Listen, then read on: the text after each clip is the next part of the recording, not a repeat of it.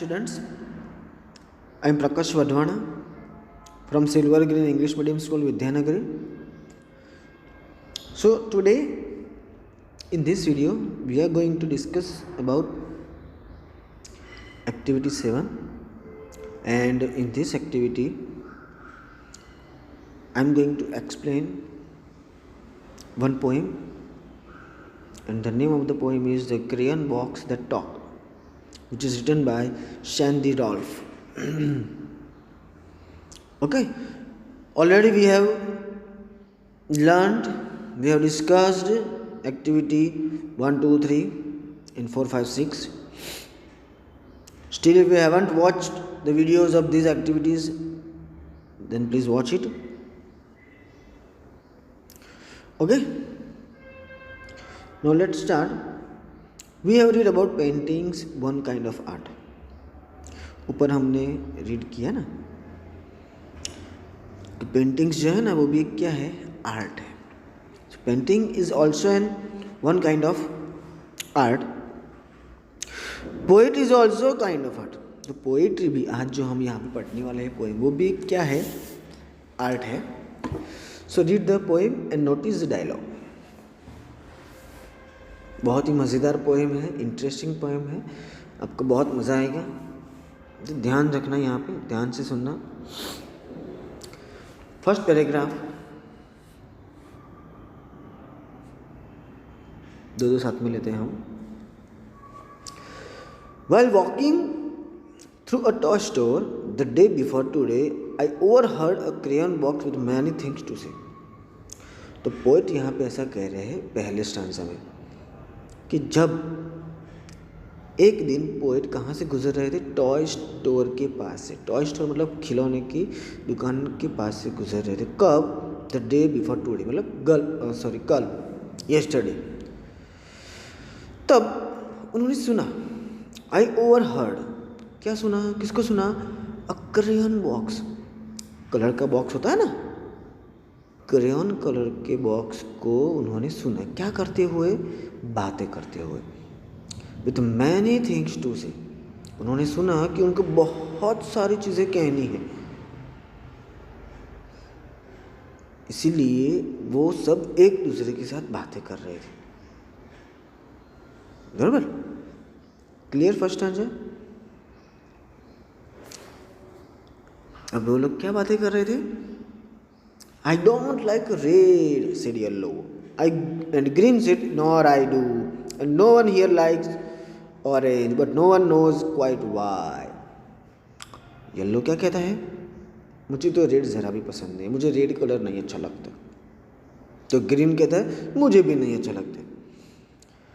और ऑरेंज को तो यहाँ पे कोई भी पसंद नहीं करता है. बोलो, means they were expressing there dislikes for one another.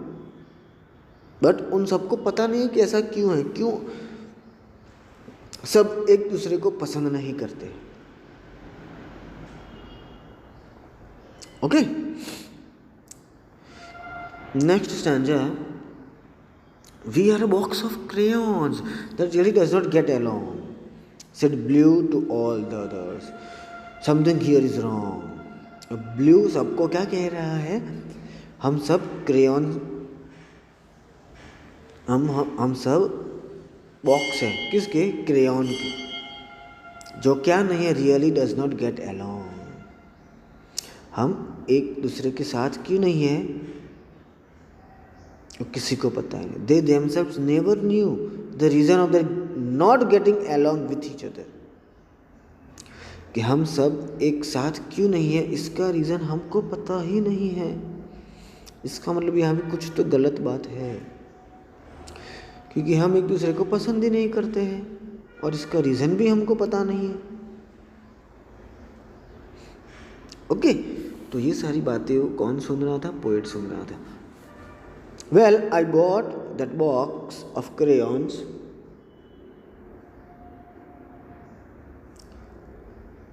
and took it home with me and laid out all the colors so the crayons all could see. तो इसकी वजह से पोएट सारा का सारा जो बॉक्स था ना, पूरा का पूरा बॉक्स क्रेयॉन्स का, वो उठा के घर पे ले गए और सारे के सारे कलर्स को अरेंज कर दिया। किस तरह से अरेंज किया? ताकि सारे के सारे कलर्स पोएट को देख सके, उनकी फेस की तरफ ला के रख दिया, इन सारे के सारे कलर्स पोएट को देख सके। इस तरह से उन सबको लेड आउट मीन्स अरेंज करके रखा। ओके, नाउ पोएट क्या करेंगे? They watched me as I coloured. अब पोएट एक पेंटिंग बनाना स्टार्ट किया। पोएट ने पेंटिंग कर रहे थे, सारे के सारे कलर्स को अरेंज कर दिया। अब एक एक कलर उठा के क्या करेंगे? वो कलर करेंगे। कौन से कलर उठाए उन्होंने? Red, blue, green, black, white and orange and every colour in between. जो भी कलर की ज़रूरत पड़ी, सारे के सारे कलर उन्होंने उठाए और पेंटिंग स्टार्ट की। They watched as green became the grass. सारे के सारे कलर्स ये सारी चीज़ें देख रहे थे। जब ग्रास का कलर ग्रीन यूज़ करके, उन्होंने ग्रीन कलर का यूज़ करके ग्रास पे किया। And blue became the sky, yellow sun was shining bright on white clouds drifting by. Blue उठा के स्काई में किया, येलो कलर उठा के सन का कलर किया जिससे वो एकदम ब्राइट चमकता हुआ दिखे। And white on white clouds drifting by मतलब मूव फ्रॉम नियर, मूव हो रहे हो ना, वैसे क्लाउड्स उन्होंने बनाए। कौन सा कलर यूज़ करके? वाइट कलर का यूज़ करके।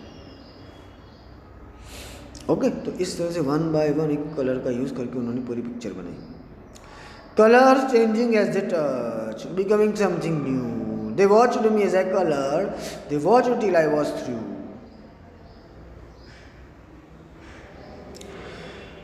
जैसे जैसे कलर वो करते गए ना, वैसे वैसे पूरा पिक्चर बहुत ही खूबसूरत दिखने लगा, अलग ही दिखने लगा।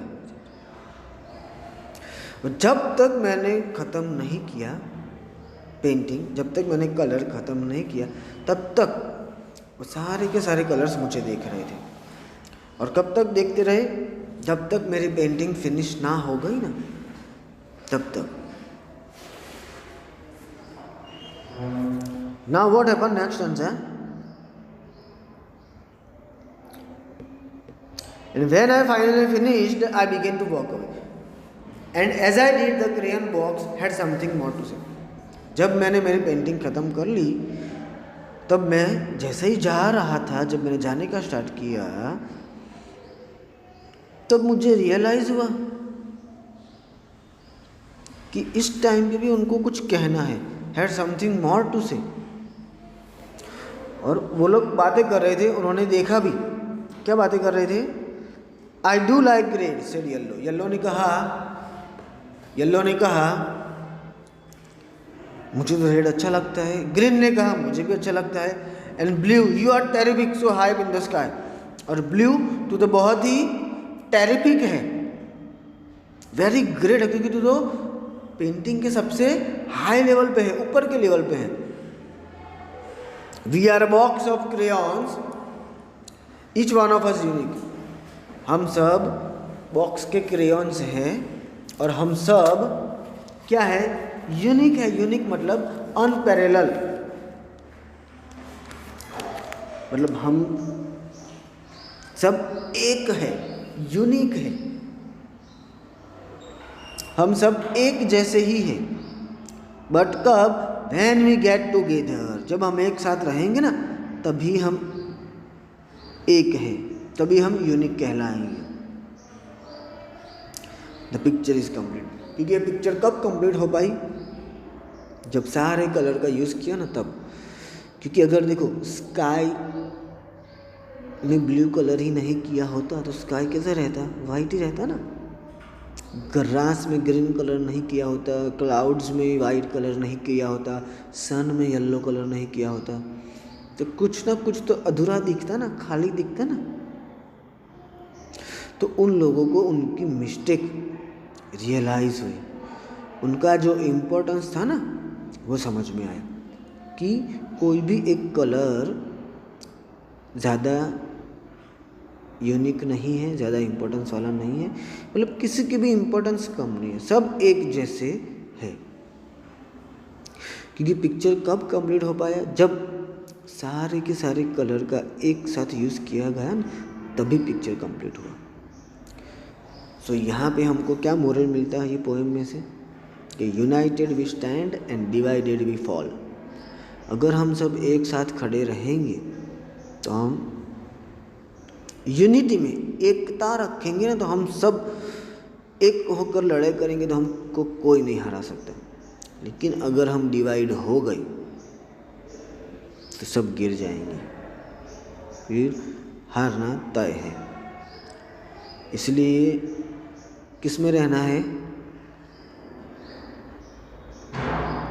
यूनिटी में रहना है। ओके, सो आई होप आपको ये पोएम अच्छे से समझ में आ गई होगी। अब देखो यहाँ पे जो है ना, what did the crayons say to each other at the beginning of the poem, आपको सिर्फ लाइंस लिखनी है। देखो शेड येलो वाला ये रहा बाजू में ही है। देखो क्या लिखा है, आई डोंट लाइक रेड, तो यहाँ पे आपको क्या लिखना है, I don't like red said yellow. फिर क्या है, and green said nor do I, तो नीचे क्या लिखना है, नॉर डू आई। फिर and no one here likes orange but no one knows quite why. Okay, line बस कंप्लीट करनी है लाइन, और कुछ नहीं करना है। सेम टू सेम यहाँ पे भी। Next activity 8। एक्टिविटी 8 में आपको क्या करना है पता है, पेंटिंग्स वो क्या है, एक आर्ट है, पोएम भी एक आर्ट है। इस तरह से नाटक जो होते हैं ना, प्लेज, वो भी एक आर्ट ही है। So let's write a play about the crayons. तो चलो क्रेयॉन्स के बारे में एक नाटक लिखते हैं। In the poem you notice that colours talked eight the beginning. आपने पोएम में नोटिस किया और मैंने समझाया कि स्टार्टिंग में कलर्स एक दूसरे के साथ बात कर रहे थे ना। Now notice that after the poet took the crayons home they watched while the poet colour.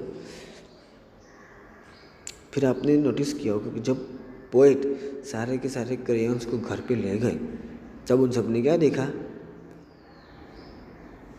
वो सब देख रहे थे ना कि पोएट कलर कर रहे हैं। The poet does not tell us what they said while he colored, but this is a very talkative box of crayons.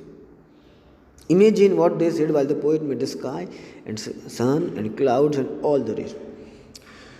तो यहाँ पे पोएट ने हमको ये नहीं बताया कि जब वो पेंटिंग्स बना रहे थे, जब वो पेंटिंग्स में कलर कर रहे थे ना, उस टाइम पे सारे के सारे कलर्स क्या बातें कर रहे थे, वो तो पोएट ने बताया ही नहीं। और ये बॉक्स तो बहुत ही टॉकेटिव बॉक्स है क्रेयॉन का। तो आपको ये लिखना है कि जब पोएट कलर कर रहे थे ना, उस टाइम पे क्रेयॉन का बॉक्स क्या क्या बातें कर रहा था, और वो डायलॉग के फॉर्म में यहाँ पे आपको लिखना है। आप आपकी लैंग्वेज में बना के लिख सकते हो। ओके, स्काई क्या कह सकता है, सन, क्लाउड्स, यहाँ पे लिखना है। Okay, next activity 9। देखो हमने पोएट्री के बारे में पढ़ा, painting, plays, same to same music जो है ना, music is also art. So let's read some idioms about music. जो थोड़े बहुत इडियम्स रीड करते हैं म्यूजिक के बारे में। तो यहाँ पे इडियम्स दिए हुए हैं। इडियम्स मतलब क्या है, ग्रुप ऑफ वर्ड्स जिसका मीनिंग आपको पता ना चले। देखते हैं आगे, उसकी डेफिनेशन दी हुई है। Idioms are group of words that have special meaning that is different from the ordinary meaning of each separate word. तो इडियम्स क्या है, एक वर्ड्स का ग्रुप है जिसका एक स्पेशल मीनिंग है, लेकिन हर एक वर्ड का मीनिंग कैसा होता है, ओरिजिनल मीनिंग से अलग ही मीनिंग होता है। वो एग्जाम्पल मैं बताता हूँ। वर्ड आप जब रीड करो ना, तब उस वर्ड का मीनिंग कुछ और निकलता है, लेकिन उसका रियल मीनिंग भी कुछ और ही होता है। चलो देखते हैं। The best way to understand idioms is to listen and observe how they are used in different way. तो इडियम्स को समझने का बेस्ट रास्ता कौन सा है, उसको सुनो और ऑब्जर्व करना है कि अलग अलग वे में उसका यूज़ कैसे किया जाता है। चलो देखते हैं। Think about this sentence is that use the idiom blow your own horn. Blow मतलब ये एक इडियम है, देखो समझ में आ रहा है कुछ। ब्लो योर ओन हॉर्न मतलब, हॉर्न मतलब तो सिंगड़े हुए ना, एनिमल्स के जो होते हैं ना, और ब्लो मतलब बजाओ, अपने सिंग बजाओ, ऐसा नहीं, मतलब तो यही होता है। तो अब ये सेंटेंस इसको समझते हैं। देखो पहला सेंटेंस क्या है, we all know you are the best student in the class. हम सबको पता है कि तू क्लास का सबसे बेस्ट स्टूडेंट है, sorry. There is no need to blow your own horn. इसलिए खुद के सिंग बजाने की कोई ज़रूरत नहीं है। Okay, next, Seema says she finds it difficult to blow her own horn because she is very shy person. Seema कहती है, Seema says she finds it difficult, कि अपने हॉर्न को ब्लो करने में वो डिफ़िकल्टी महसूस करती है क्योंकि वो बहुत ही शाय पर्सन है। शाय मतलब शर्मीली इंसान है। देखो मीनिंग मैच हो रहा है, नहीं हो रहा है, मैं आगे समझा रहा हूँ। थर्ड है, I don't want to sit near Rahul at the party, he is always blowing his own horn. मुझे पार्टी में राहुल के पास नहीं बैठना है। क्यों? क्योंकि वो हमेशा अपने सिंग बजाता रहता है। हॉर्न, हॉर्न मतलब, यस, आप लोग ऐसा कह रहे होंगे कि सर हॉर्न का मतलब तो वो हॉर्न बजाते हैं ना हम व्हीकल्स में, वो भी होता है ना। और मैंने दूसरा भी बोला यहाँ पे कि हॉर्न मतलब सिंगड़े। What do you think blow your own horn means? तो यहाँ पे blow your own horns का मतलब क्या होगा स्टूडेंट्स, पता है? To blow your own horn मतलब to praise your own abilities and achievements। आपकी ताकत, आपकी स्किल, आपका टैलेंट और आपने जो भी कुछ आपकी लाइफ में हासिल किया है ना, बस उसकी तारीफ करते रहना। उसका मतलब ये होता है, बट रियल मीनिंग कुछ और ही होता है। देखा आपने, ब्लो योर ओन हॉर्न का मतलब क्या होगा कि आपकी जितनी भी टैलेंट, एबिलिटी है और अचीवमेंट है ना, उसकी तारीफ करते रहना। तो आपको समझ में आया होगा। अब वो मीनिंग के हिसाब से आप सेंटेंस को समझो। देखो तीनों में से कोई भी एक सेंटेंस समझते हैं। पहला ही देख लो, हम सबको पता है कि तू क्लास का सबसे बेस्ट स्टूडेंट है, इसलिए तुझे तेरी एबिलिटी और अचीवमेंट्स की तारीफ करने की कोई ज़रूरत है ही नहीं। सबको पता है कि तू बेस्ट है।